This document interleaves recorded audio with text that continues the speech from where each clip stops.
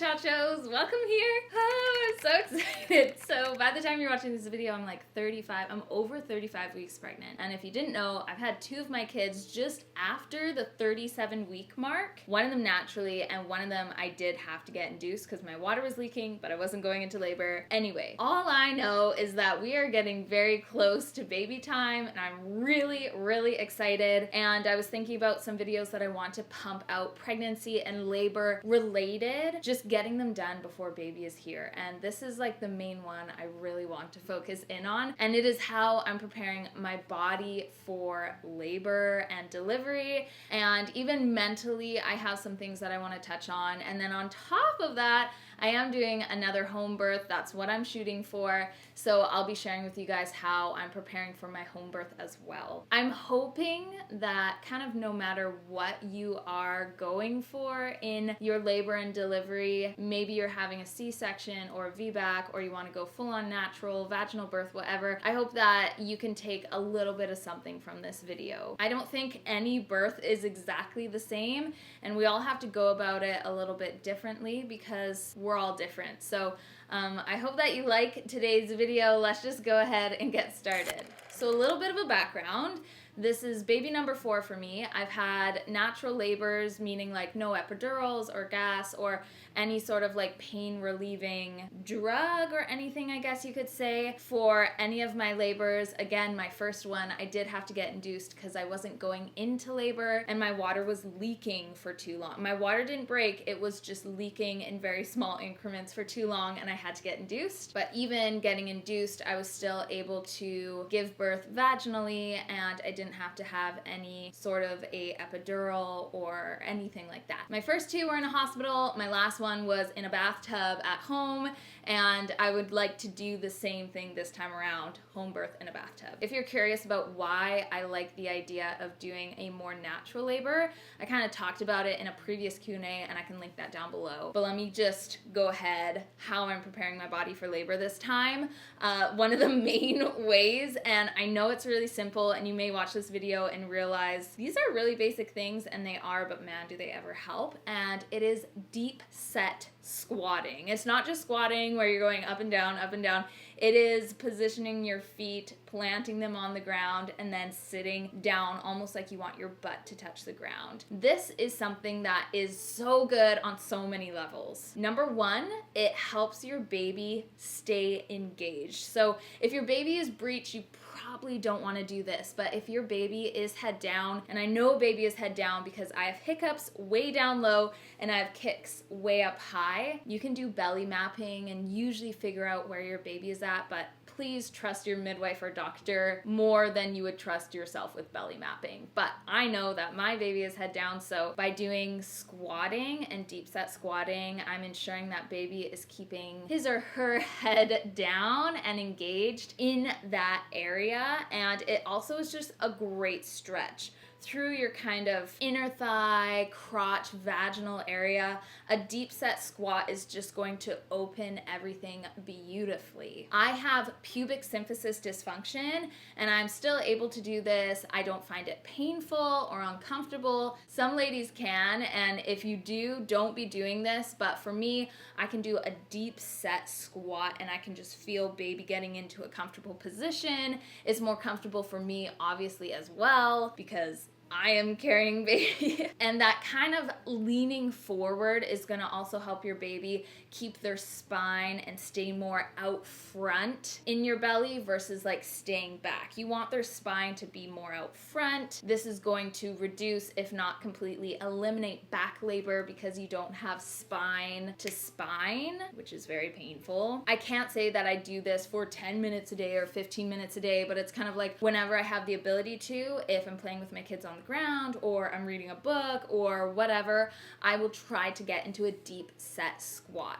Sometimes I hold it for 10 seconds, sometimes I hold it for 5 minutes, sometimes even more. just really depends. And I do start this day one of my pregnancy because I'm just kind of a normal squatter in my everyday life anyways. But if you're getting like close to your due date, just start squatting all the time. Next is stretching. And I know it's so basic, and sometimes when people think of stretching or squatting, they think it's so basic they don't do it.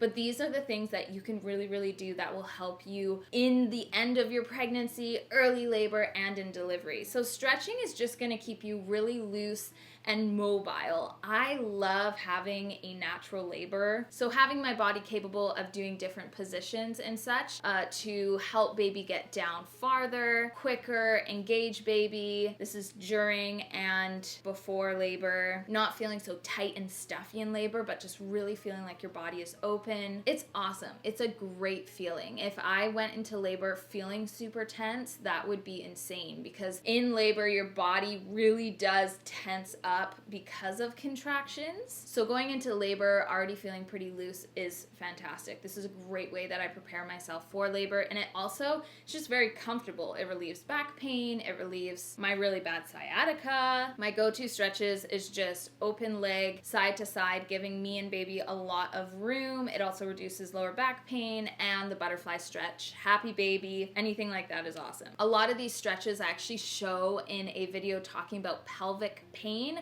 and I can link that video down below if you just want some good stretches to follow that'll get you ready for labor. Next is bathing. Bathing is so important, especially for me. So I pretty much take a bath every single night. If it's too hot, I usually skip it, but I like taking a bath for a few reasons. Firstly, it's pain relieving. I find that me in my 4th pregnancy, I've just been really uncomfortable, and I've been dealing with a lot more pain than I have in my other pregnancies. So it's pain relieving, it's muscle relaxing. But then on top of that, I find that with my belly growing and stretching, having a moisturizing bath is great. You can do like a goat's milk lotion bath, or you can do a coconut oil type of bath. I have like a powdered coconut oil bath milk that I'll throw in my bath, and it feels really great on my like itchy growing belly. And then on top of that, having a bath every single night is going to keep your lady parts really moist, which is perfect for labor. If you are giving birth and your lady parts are really dry or tense, you're more likely to rip and tear, and it's not comfortable. So I love having a really moisturizing bath pretty much every single night for the sake of my lady parts, especially going on into labor. And that's another reason why I do want to labor in the bathtub, because most ladies who labor in the bathtub don't tear. Does that happen for everyone? No, but you're less likely to tear because you have put yourself in a very moisturizing situation where your skin is a lot more gracious and can easily open and pull without tearing. On top of that, while you're in the bath, do a little bit of a perineal massage. You can go ahead and Google it, but it's pretty much you're taking your fingers. I've literally chopped off all my nails so I can do this properly and without hurting myself, but taking your fingers and just massaging that area, opening it, stretching it out. I also have very tight inner vaginal muscles, and it can make my pelvis feel really, really sore. So while I'm doing that, I also go inside and I release some of those muscles as well. This is just a great thing to do that's going to help prevent, if not just completely eliminate, any type of tearing. My sister-in-law used to take like a carrier oil and lavender, and she would rub it on her lady parts kind of like a couple weeks before her due date, if not sooner than that. And that helped to really create a nice elasticity through that area, and she don't tear. So my main thing with preparing for labor, as you can probably tell, is making sure my body is really loose, really capable, and really taking care of my lady parts, because postpartum, if you tear or anything, it makes it so much more difficult to do anything and you feel horrible. So those are kind of my key things I really focus on. Next, physically, is just leaning forward. So I know just so much of the time we want to just lean back, but we're encouraging baby to fall back, breathing for ourselves. That doesn't feel very good. So leaning forward, like I said previously, it encourages your baby to stay more forward in your womb. It reduces back labor, your baby is better engaged there. You may also just find it a little bit more comfortable, especially breathing wise on your lungs. And also just remember, if baby's in a better position for labor, you yourself will be in a better position for labor, and the pain will usually be decreased, because back labor is no fun. Tummy labor, way better. I had back labor with my first. I never leaned forward. I never heard of anything like that. So I laid back a lot of the time, and I got horrible back labor with her. With my other kids, I really worked on leaning more forwards, keeping my center of gravity a little bit more like this, and I never experienced back labor, just belly labor. And let me tell you, belly and tummy labor, specifically for me, it may not be for everyone, but for me, is way, way easier. It's more doable. I have more control when it's just belly labor. Back labor, it's intense. It's really intense. So keep that baby forward. It's also going to help baby just kind of slide out a lot easier and quicker. Also, I am huge into cervix softening. It's like, it is a full-on joy for me to soften my cervix at this time in my pregnancy. Check with your doctor or midwife, firstly on all these things, but especially here, because some people, they get a little excited, they soften a little bit too much, and they can go into very early labor where that shouldn't have happened. But this is what I do for cervix softening. So your cervix is pretty much what baby comes through. So you have the womb, the cervix, your baby is kind of putting pressure down on the cervix, and then once you start dilating, that's your cervix opening up and baby coming through. If your cervix is really, really tight, like think of like a tight rubber band, it's hard for anything to really go through, and it's going to be painful, it's going to take more time. But if you have a more loose, soft cervix, it's going to be like a loose rubber band, and it'll easily open and let things through. That is why I am kind of borderline religious about cervix softening. So I do 3 things here. The first thing, a lot of people know about it, is raspberry leaf tea. It is the same thing as red raspberry leaf tea. There are so many people that are like, Sarah, red raspberry and raspberry leaf tea, totally different. No, red raspberry leaf tea and raspberry leaf tea, same thing. My midwife told me, don't worry about it. I just take whatever I can find at the store. So this time around, it was raspberry leaf tea. I usually start this more like 33 weeks. This time around, I didn't start it until honestly like a few days ago. And the reason for that is just I want to hold on to this baby until August. I've had early labors for all of my kids, 37, 39 weeks, and I would like to make it to about 39 weeks again, so I don't want to overly push my body to go into labor sooner than it has to be, because I want an August baby. I'm due August 9th, and I really want an August baby. We'll see if that happens. I don't know. But I really want an August baby and not a July baby, but we'll see. I start off with 1 cup a day. Very strong, like brew. Sometimes I'll even prepare it like overnight, let the tea bag steep, and then in the morning have it over ice and stuff. After about a week of that, I'm gonna have a couple cups of that. After about a week of that, I'm gonna have like a pot of that a day. I just slowly increase it as time goes on. Studies show that it softens your cervix, so when you go into labor, your cervix isn't super hard and holding your baby back, but it's really loose and baby can just come through. Same thing with dates. I'm going to start eating dates today. 2 dates a day. It softens that cervix. You better believe I'm going to be stuffing those with peanut butter. So I'm gonna stuff those with peanut butter, have 2 dates a day. I may get up to 3, it just kind of depends. They're pretty high in sugar, but there's a lot of fiber there. So if you have gestational diabetes, you may not want to do the dates, but I don't have that and I'm totally good. Actually, wait, I've never had that with my other pregnancies, but I wasn't able to get tested this time around. But still, I'm being very careful. I just realized that. That's funny. Anyway, dates softens the cervix. And then about a week from now, I'm going to be doing evening primrose oil gel capsules. So it's a gel capsule, and I did this with my previous 2. You poke a little hole into it. I usually just put 1 or 2 up my vag, put on a pad and panties, go to sleep. I wake up in the morning and all that kind of like oil comes out. But this is great to reduce tearing because again, you're just really moisturizing that area. Again, I'm religious about moisturizing that area before giving birth. And then it also softens the cervix. So those are my go-tos. If you're able to have sex easily, I know sometimes later on in pregnancy it can be really hard, but sex can also soften the cervix if your partner, goes all the way. That can soften your cervix as well. So I guess there's 4 things, but I have 3 full-on go-tos, like daily go-tos. So those are kind of like my physical things.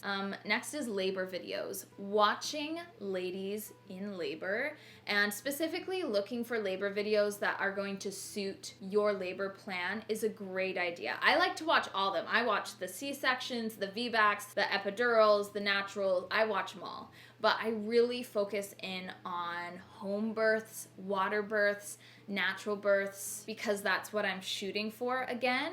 And I take a lot of good stuff from those videos. So I feel like mentally watching those videos are just really empowering, super cool. When you're in labor, sometimes you're like, I just can't do it, I can't do it. And then I can think back on a video that I watched of this woman and she did it. And it's like, you know what? I can freaking do that too. So I love watching labor videos here on YouTube. I think I just have one labor video up right now, and it's my last one. It's my home birth with Elizabeth in the bathtub. I think my one with Calvin got taken down, but it was natural in the hospital. Why did it get taken down? Maybe it's still up. Anyway. And then on top of that, watching labor tip videos. I've been obsessed with, I think her name is Bridget, and she's a birth doula, and she's all about just doing it natural and taking care of yourself and just like these glorious labors. I can link her video down below where she talks about pain to pleasure, and it's beautiful. I wished I watched that video with my other pregnancies, but it's the idea of tricking your brain from taking the pain and turning it into some sort of a pleasure, or taking the pain and introducing pleasure, whether it's in scent or in memory or person or whatever, and it can actually mentally work to like counteract the pain that you're feeling. So I'm going to be doing all of those tips literally in this labor. I'm really excited. I already have my labor scent, which is Liquid Sunshine by Sage. It's just the most beautiful, citrus, insane scent. I love it. And then more idea of pleasure is just scripture. I have my labor scripture written out. I go through it. I look at it. A lot of it is centered around the Lord giving his children strength and upholding them with his right hand. And I just,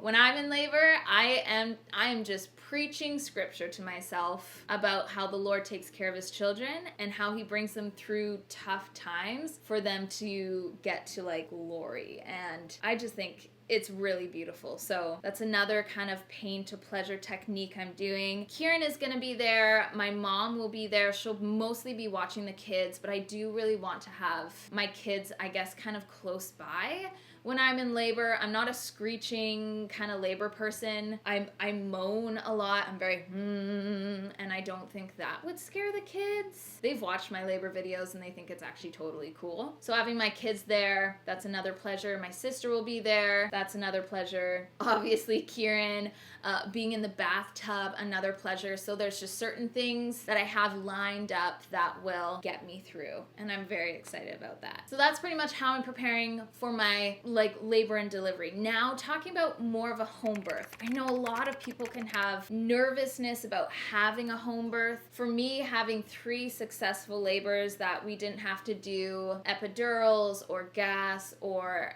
C-sections, where like I've had normal pregnancies and normal labors. Going into my 4th labor, knowing what I've done previously, I'm feeling really good. I'm not nervous at all. We're way closer to the hospital this time. And I think a lot of people think a home birth is like the midwife showing up and just you giving birth, but my midwife is great. She drops off bins of stuff that has medical supplies and things that she will or might need depending on what happens. My midwife comes prepared and comes with medical supplies. So the only thing that my midwife really can't do here is a C-section, and that's when we'd book it to the hospital, which is like 5 minutes away. If that so happens, that's there, and I'm thankful for that. But my midwife will come here in about a week or so. She'll look at my birthing location where I want to give birth. She'll look at everything else, where she's going to set everything up. She makes a game plan and drops off all the bins and equipment that she will need when I'm in labor and postpartum as well. So preparing for my home birth is that, as well as finding out my birthing location. So I am planning on giving birth in the bathtub again. I found the water to be hugely pain relieving, very comforting, very comfortable. So I have my birthing location there. And then the setup for my birthing location, I will be filming it, so we'll have a camera there. We're gonna put a lot of baby's towels for when baby is born. It's just a lot of like whatever, we don't care about these towels because they'll be kind of like blood and gross stuff that the baby will put on the towel. So we'll have towels ready. I do want to give birth in a little bit more of like a treated bathtub. No essential oils, but some salts are safe for me to put in the bathtub. I might do some sort of a moisturizing thing, but it needs to be very natural because baby will come through the water and up. So whatever baby is going through needs to be safe for baby. So my birthing location is mapped out. It might change a little bit, and my midwife will bring like blue pads, which are those pads that just soak up a lot of stuff. So if I want to give birth on my bed or on the floor, she can lay those down and we can go to town.